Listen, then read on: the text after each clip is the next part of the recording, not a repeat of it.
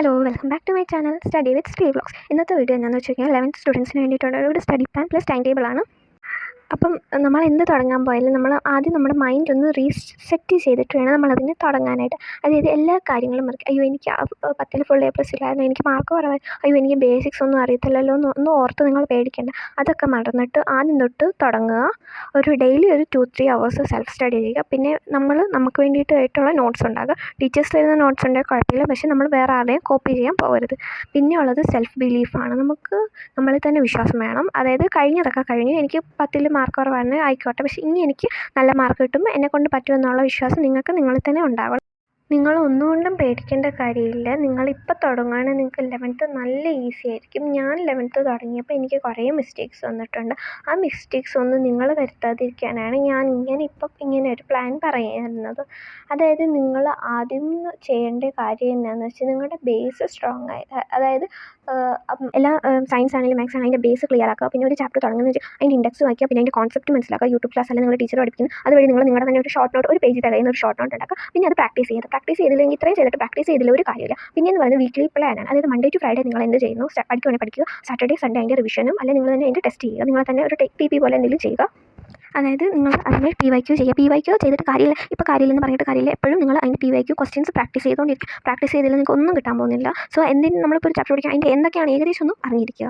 അപ്പോൾ ഇതായിരുന്നു പ്ലാൻ എന്ന് പറയുന്നത്. ഇനി നമുക്കൊരു ടൈം ടേബിൾ ഉണ്ടാക്കാം. ഈ ടൈം ടേബിൾ എന്ന് പറയുമ്പോഴത്തേന് നിങ്ങൾക്ക് ഫോളോ ചെയ്യാൻ പറ്റുന്നതാണെങ്കിൽ നിങ്ങൾ ചെയ്യുക. ഇതിനകത്ത് ഞാൻ വേക്കപ്പ് ടൈം 6ഉം സ്ലീപ്പിംഗ്, അതായത് നമ്മൾ കിടന്നുറങ്ങുന്നത് 10:30 ആക്കിയിരിക്കുക. അത് നിങ്ങൾക്ക് വേണേൽ അഡ്ജസ്റ്റ് ചെയ്യാം. നിങ്ങൾക്ക് വേണേൽ 11 മണിക്ക് കിടക്കാം, എന്നിട്ട് 6 മണിക്ക് എടുക്കാം, അല്ലെങ്കിൽ 5 മണി തൊട്ട് എഴുന്നേക്കാവുന്നതാണ്. അപ്പം ഞാൻ വേക്കപ്പ് ടൈം കൊടുത്തിരിക്കുന്നത് 5:30ആണ്. കാരണം വെച്ചാൽ നമുക്ക് 5:30 തൊട്ട് 6 മണി വരെ ഫ്രഷ് ആയിട്ട് നമുക്ക് മെഡിറ്റേറ്റ് ഒക്കെ ചെയ്യുന്നതാണ് ചെയ്ത് നമുക്ക് ഒന്ന് ഫ്രഷ് ആയിട്ട് 6 മണി തൊട്ട് 7 മണി വരെ 1 മണിക്കൂർ നമുക്ക് രാവിലെ പഠിക്കാൻ പറ്റും. അങ്ങനെ നോക്കുകയാണെങ്കിൽ നമുക്ക് 3 മണിക്കൂർ ഡെയിലി, 3 അല്ലെങ്കിൽ കൂടുതൽ മണിക്കൂർ നമുക്ക് പഠിക്കാൻ പറ്റുന്നതാണ് ഡെയിലി രാവിലെ. നിങ്ങൾ ഇംഗ്ലീഷ്, ഹിന്ദി, CS എടുത്തവരാണെങ്കിൽ CS, ഈ 2 സബ്ജക്റ്റ് നിങ്ങൾക്ക് അരമണിക്കൂർ, ഒരു സബ്ജക്റ്റിന് അരമണിക്കൂർ കൊടുക്കുക. അല്ലെങ്കിൽ ഞാൻ സത്യം പറഞ്ഞാൽ ഇംഗ്ലീഷും ഹിന്ദിയും പഠിക്കേണ്ടതെന്നാണ്. അത് സ്കൂളിൽ വല്ല ഇരുന്ന് പഠിക്കുന്നതായിരിക്കും ഒറ്റ നല്ലത്. കൊടുക്കുകയാണെങ്കിൽ തന്നെ അരമണിക്കൂർ കൊടുത്താൽ മതിയായിരിക്കും. അപ്പം നമുക്ക് ടൈം ടേബിൾ എഴുതുന്ന പോലെ നിങ്ങൾക്ക് എല്ലാവർക്കും മനസ്സിലാവുന്നുണ്ടെന്ന് വിചാരിക്കുന്നു. നിങ്ങളുടെ മെയിനായിട്ടുള്ള സബ്ജക്ട്സ് വേണം കുറച്ചുകൂടെ ഫോക്കസ്ഡ് ആയിട്ട് പഠിക്കാനായിട്ട്. നിങ്ങളുടെ മെയിൻ സബ്ജക്റ്റിന്, അതായത് നിങ്ങൾ ഏതാണോ എടുത്തിരിക്കുന്നത് ആ മെയിൻ സബ്ജക്റ്റിന് ഒരു 1.5 മണിക്കൂർ വീതം കൊടുക്കുക പഠിക്കാൻ വേണ്ടി. ഒരു ദിവസം 2 സബ്ജക്റ്റ് കൂടുതൽ പഠിക്കുന്നതെന്ന് ഞാൻ റെക്കമെൻഡ് ചെയ്യുന്നില്ല. കാരണം വെച്ചാൽ എല്ലാം കൂടെ പഠിക്കാൻ വേണ്ടി നമ്മുടെ മൈൻഡ് കൺഫ്യൂസ്ഡ് ആകും. അതുകൊണ്ടാണ് 2 സബ്ജക്റ്റ് ഡെയിലി പഠിക്കാൻ പറയുന്നത്.